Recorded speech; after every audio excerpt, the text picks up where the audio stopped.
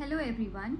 सो मेरा नाम है साक्षी पांडे एंड आई होप आपको मेरा कंटेंट पसंद आ रहा होगा, जो भी मैं कंटेंट बना रही हूँ। और मैं पूरी कोशिश कर रही हूँ कि मैं आपको अलग अलग तरीके का और अच्छा कंटेंट दूँ ताकि आप लोग पसंद करें। और मुझे प्लीज़ सब्सक्राइब करें, लाइक करें, कमेंट करें, सब कुछ करिए और अपनी राय ज़रूर दिया करिए कमेंट्स के द्वारा। और प्लीज़ प्लीज़ मेरे चैनल को सब्सक्राइब करके जाइए। अगर आप मेरा चैनल देख रहे हैं, आप नए हैं मेरे चैनल पे, तो प्लीज़ सब्सक्राइब करके जाइए। आपका ये सब्सक्राइब, लाइक, कमेंट, ये सब मेरे लिए बहुत मैटर करता है और मैं आप लोग को अपनी फैमिली ही मानती हूँ। मैं आज एक टॉपिक के बारे में बात करने के लिए आई हूँ। देखिए, मैं ये तो नहीं बताऊंगी कि मैं मतलब अभी कहाँ रहती हूँ या क्या है, लेकिन मैं ये बता सकती हूँ कि मेरी मम्मी और मैं घर पे हम 2 लोग हैं और मेरे नाना नानी डेफिनेटली हमारे साथ रहते हैं, लेकिन मोस्टली मैं और मम्मा होते हैं और नाना नानी हमारे साथ रहते हैं। और मेरे फादर नहीं हैं। तो मैं बस इसी टॉपिक के बारे में बात करने के लिए आई हूँ, क्योंकि और मैं एक बार में बात कर भी नहीं पाऊँगी। मुझे शायद 2-3 पार्ट्स में मैं बात कर पाऊँ, क्योंकि इतनी कैपेसिटी नहीं है मेरे अंदर कि मैं इस बारे में ज़्यादा बात कर पाऊँ। देखिए, मैं आपको बताऊँ, ये बात है 2019 की। 2019 में जब मेरे डैडी की तबीयत ख़राब हुई, मेरे फादर की तबीयत ख़राब हुई, उस वक्त हमें ये नहीं पता था कि हमारे साथ इतना कुछ हो जाएगा। और टू बी ऑनेस्ट, मेरी मम्मी अभी तो बहुत डिफरेंट है, क्योंकि अकेले वो मुझे पाल रही हैं और मेरे डैडी को गए हुए 5 से 6 साल हो चुके हैं और अकेले ही वो सब कुछ कर रही हैं, अकेले के दम पे। और सबको पता है, कोई किसी की हेल्प नहीं करता है, ठीक है। सब लोग बोल ज़रूर देते हैं हम हैं, लेकिन कोई किसी की हेल्प नहीं करता। अपने नहीं करते तो बाहरी तो क्या ही करेंगे। तो ये बात है 2019 की, जब मेरे डैडी की तबीयत थोड़ी बहुत ख़राब रहने लगी थी। तो जनवरी में मुझे याद है उनकी तबीयत 2018 में उनकी तबीयत ख़राब होनी स्टार्ट हुई थी, क्योंकि 2019 में उनकी डेथ हुई है 7 जनवरी को। और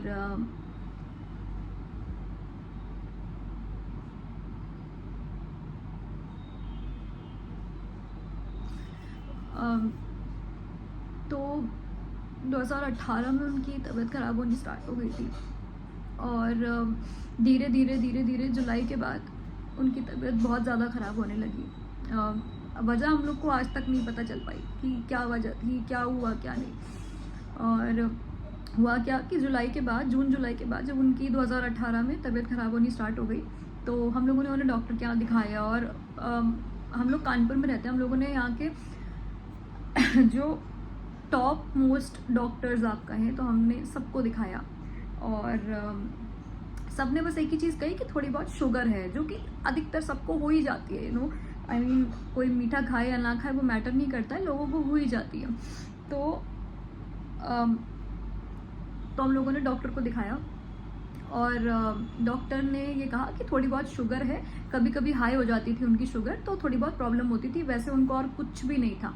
और कोई भी, मतलब आप मानिए, कोई भी उनको प्रॉब्लम नहीं थी, कुछ भी नहीं था। सारे बॉडी पार्ट्स उनके सही थे, सारे सब कुछ सही था। और हुआ क्या कि धीरे धीरे ना, पता नहीं, उनकी तबीयत और ज़्यादा ख़राब होती गई। हम लोगों ने बहुत डॉक्टर्स को दिखाया, बहुत कुछ किया, और मैं मतलब क्या बताऊं कि मेरे जो बाबा दादी थे, मेरे डैडी के पेरेंट्स, वो इतने घटिया और इतने नीच किस्म के थे कि बस वही बात है ना कि अपने ही घर के बारे में या अपने ही बाबा दादी के बारे में मैं ऐसा बोल रही हूँ, लेकिन ऐसा था, ठीक है। मेरी मम्मी को उन्होंने कितना परेशान किया है या क्या कुछ नहीं किया है, वो मैं बस शब्दों में बता नहीं सकती हूँ।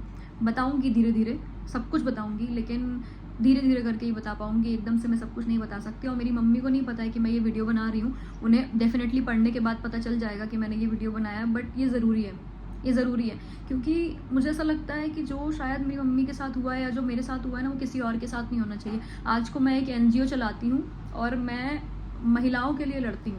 मुझे अगर शायद मेरे अंदर उतनी ताकत होती या मेरी मम्मी के अंदर उतनी ताकत होती ना, तो शायद हम लोग आज ये मतलब ठीक है हम लोग आज जैसे भी रह रहे हैं, लेकिन हम लोग ने इतना झेला नहीं होता, मेरी मम्मी ने इतना झेला नहीं होता, मैंने इतना झेला नहीं होता।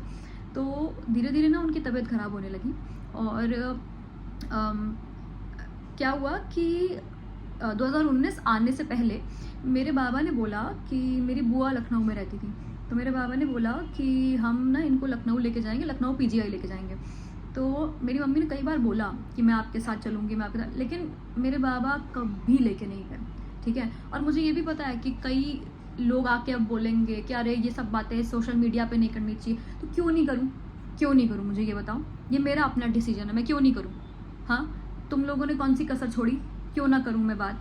और मैं यहाँ पे आज बात करने के लिए सिर्फ इसलिए आई हूँ क्योंकि मैं आज जब ये एक NGO रन करती हूँ ना, और जब मैं आज कुछ महिलाओं की तकलीफ सुनती हूँ, तो मुझे बहुत रिलेटेबल लगता है कि यार ये तो मेरी मम्मी के साथ भी हुआ है, या ये जो इनके बच्चे के साथ हो रहा है ये मेरे साथ हुआ है, और मैं नहीं चाहती वो किसी और के साथ हो।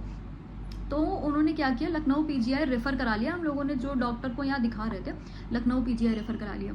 और वो लेके जाते थे डैडी को, जैसे मंडे को लेके चले गए, ट्यूसडे को, जो भी जिस हिसाब से भी लेके जाते थे, लेके जाते थे। और मम्मी को वो कभी नहीं लेके जाते थे, ठीक है। एक बार मैं बताऊँ, एक बार मेरे डैडी का कॉल आया था, लखनऊ में ही थे वो, तो वहाँ से बुआ क्या रहते थे मेरे, हाँ, तो वहाँ से अब मैं बताऊँगी, बुआ भी बुआ कहने लायक नहीं है, बताऊँगी धीरे धीरे सब बताऊँगी क्योंकि ये ज़रूरी है। तो क्या हुआ कि वो उन डैडी का कॉल आया, ठीक है, मम्मी के पास, और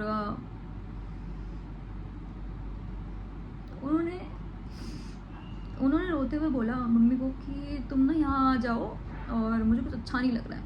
तो मेरी मम्मी गई थी उस टाइम में, बताऊँ, कुछ एक फेस्टिवल चल रहा था और सारी बसेस बंद थी, कार से जा नहीं सकते थे, सब कुछ बंद था। फिर भी मेरी मम्मी और मेरी कज़न मामी है क्या, वो लोग जैसे तैसे गए, बस से गए, जैसे तैसे गए वो लोग। तो जब डैडी ने मम्मी को देखा तो वो बहुत खुश हो गए।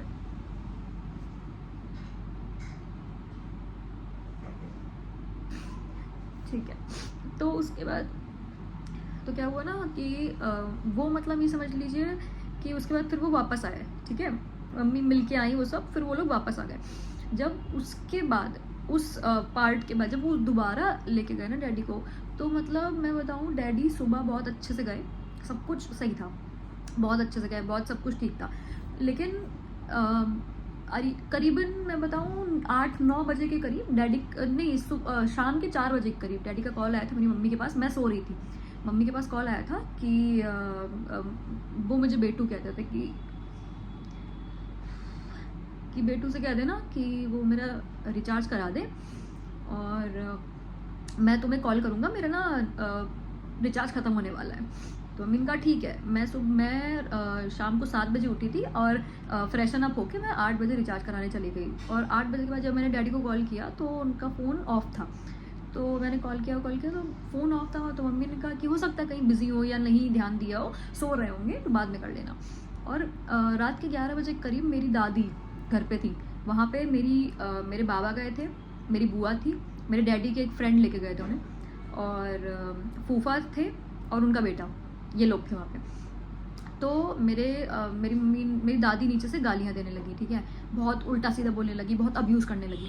तो मम्मी ने पूछा, मम्मी ने कहा कि आप बात बताइए क्या हुआ। कहती हैं कि वो मेरे डैडी का नाम दीपक है, तो दीपक को इमरजेंसी में लेके गए हैं, तूने ये करा, तूने वो करा, ब्ला ब्ला ब्ला, बहुत सारी चीज़ें, मैं बोल नहीं सकती वो सब शब्द यहाँ पे। तो ये सब हुआ। उसके बाद क्या हुआ कि मेरी मम्मी ने डैडी की एक बुआ है उनको कॉल किया कि बुआ ऐसा ऐसा है और मुझे लखनऊ जाना है। तो क्या हुआ कि उन्होंने बोला कि बेटा मैं तुम्हारे साथ चलूँगी, तुम एक काम करो, अपने भाई को कॉल करके उनसे कहो कि वो कार लेके आ जाए। तो मेरी मम्मी ने मेरे कज़न मामा को कॉल किया, उन्हें बुला लिया, वो आ गए, ठीक है। उसके बाद जैसे हम लोग, मतलब ये समझ लो मेरी मम्मी मेरे को नानी के यहाँ छोड़ने जा रही थी, मेरी नानी के यहाँ छोड़ने जा रही थी, ठीक है। तो मेरी नानी के यहाँ छोड़ने जा रही थी, उतनी देर में मम्मी ने कॉल करके मतलब बताने के लिए कॉल किया कि मतलब हम आ रहे हैं, आराम से रहो, ताकि डैडी को थोड़ी तसल्ली हो जाए। तो सामने से मेरे बाबा बोले कि मतलब वही है ना कि कैसे एक पिता अपने बच्चे के बारे में ये बोल सकता है, मुझे आज तक यकीन नहीं होता। तो मेरे बाबा ने बोला कि यहाँ आने की ज़रूरत नहीं है, उनका तो खेल ख़त्म हो चुका है लिटरली ये बोला, लिटरली ये बोला कि उनका तो खेल खत्म हो चुका है, यहाँ आने की ज़रूरत नहीं है।